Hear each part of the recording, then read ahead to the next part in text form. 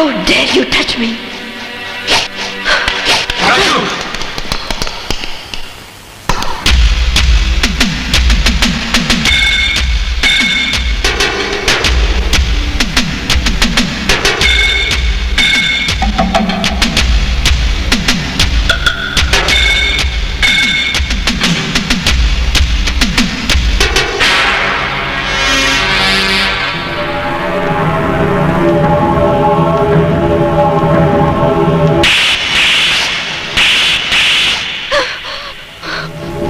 पहला थप्पड़ तुम्हारे थप्पड़ का जवाब था, हिसाब बराबर करने के लिए। दूसरा थप्पड़ फौरन जाकर जो तुम हिंदुस्तानी सभ्यता भूल चुकी हो उसे याद दिलाने के लिए। तीसरा थप्पड़ तुम्हारे घमंड का जुर्माना था और चौथा तुम्हारी बदतमीजी का सूत। चाहता तो तुम्हारी इस बदतमीजी का जवाब तुम्हें बाहर भी दे सकता था, लेकिन मजदूरों के सामने उनकी मालकिन बेइज्जत ना हो जाए इसलिए खामोश रहा। क्या समझती तुम अपने आप को कि मजदूर तुम्हारे खरीदे हुए गुलाम है जिनके साथ तुम जैसा जी चाहे वैसा सलूक करोगी? सॉरी मैडम, मैं वो मजदूर नहीं हूं, बल्कि मैं वो मजदूर हूं जो अपने बदतमीज मालिक का दिया हुआ बोनस उन्हें सूद समेत वापस लौटाता हूं। अंडरस्टैंड? You better understand. हाँ, तुम चाहो तो मुझे नौकरी से निकाल सकती हो, मगर सारे मजदूरों को उसकी वजह बतानी होगी। और इस बंद कैबिन में क्या हुआ है उसे बताने में तुम्हारी बेइज्जती होगी। चलता हूं मैडम। जाने से पहले एक आखिरी सवाल पूछता हूं। उस रोज मैंने तुम्हारी कार को छुआ, तुमने अपनी कार को आग लगा दी। आज मैंने तुम्हारे बदन को छुआ है, आज क्या करोगी तुम? Good bye.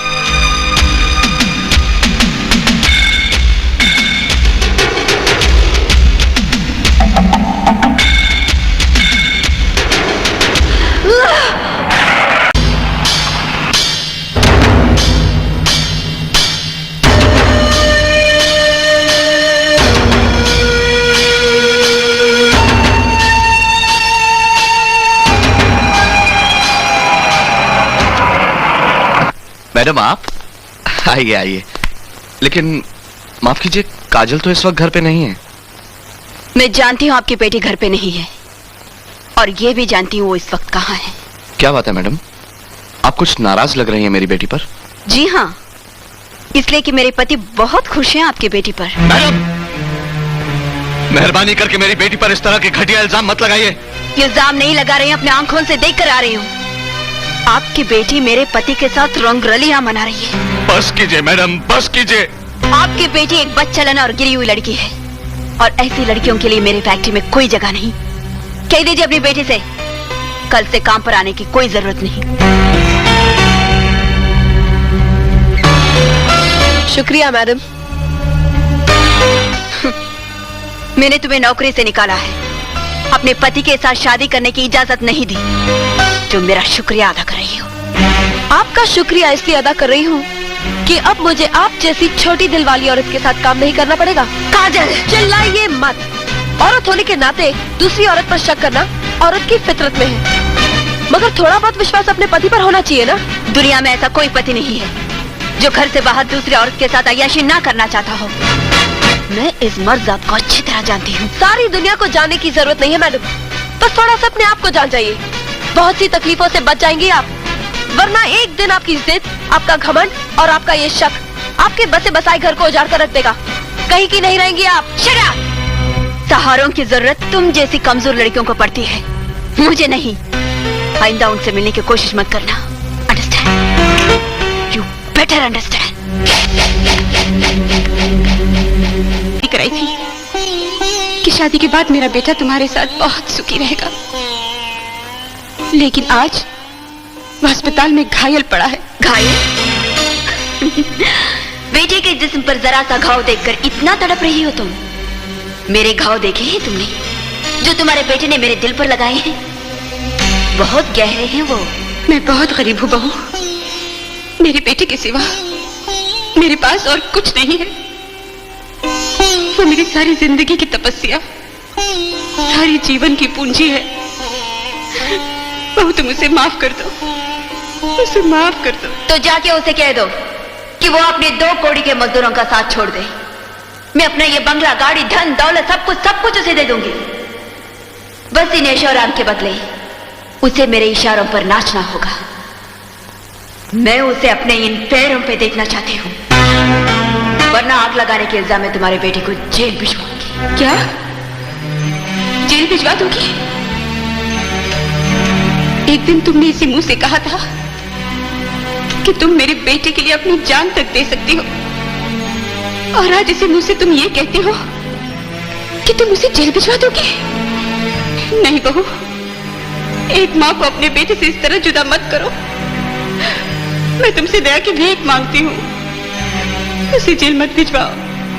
वो जेल जाएगा, और जेल जाने के बाद भी मैं उसे चैन से जीने नहीं दूंगी। वो हाल करवाऊंगी उसका कि उसे अपने पैदा होने के दिन पर रोना आएगा। पुलिस स्टेशन में जब उसके हाथ पैर तोड़कर उसे अपाहिज बना दिया जाएगा, तब उसे पता चलेगा कि उसने किससे जिद मोड़ ली है। उसका सारा घमंड, सारी आकड़ अगर मैंने ना निकलवा दी तो मेरा नाम भी शीतल चकी नहीं। माँ!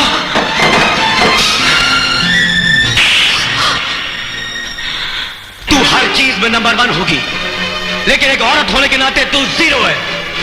You are a big 0। मैं तेरे सारे ऐश और आराम पर थूकता हूं, क्योंकि मेरी माँ के पैर के धूल के बराबर भी नहीं है। मेरी माँ मेरे लिए भगवान है, और तूने मेरे भगवान पर जुल्म किए। आज मैं तुझसे अपने सारे रिश्ते तोड़ता हूं। राजू। माँ, माँ,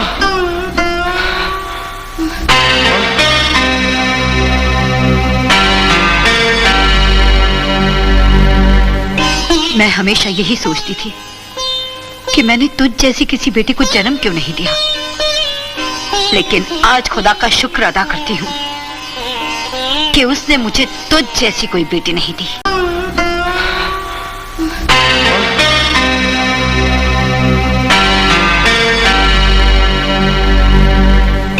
मैं हमेशा यही सोचती थी कि मैंने तुझ जैसी किसी बेटे को जन्म क्यों नहीं दिया, लेकिन आज खुदा का शुक्र अदा करती हूँ कि उसने मुझे तुझ जैसी कोई बेटी नहीं दी। माँ, सुना आपने? सुना माँ ने क्या कह दिया मुझसे? बानो भी ने वो बात कह दी शीतल, जो शायद मैं अपने मुंह से कभी ना कह पाता। पापा, आप भी? आप दोनों भी उस राजू की तरफदारी में बोल रहे हैं? वो नमक हराम जो मेरे टुकड़ों पे पलकर मेरे इतनी बड़ी बात कह दी शीतल। इस गलतफहमी में मत रहना कि इस घर में रहकर राजू ने तेरा कुछ खाया है, बल्कि उसने तुझे खिलाया है। मेरा दामाद शंकर भगवान की तरह भोला है, लेकिन आज तूने उसकी तीसरी आंख पर वार किया है। दुआ कर कि उसकी माँ को कुछ ना हो, वरना उसके गजब से तुझे कोई नहीं बचा पाएगा, कोई नहीं।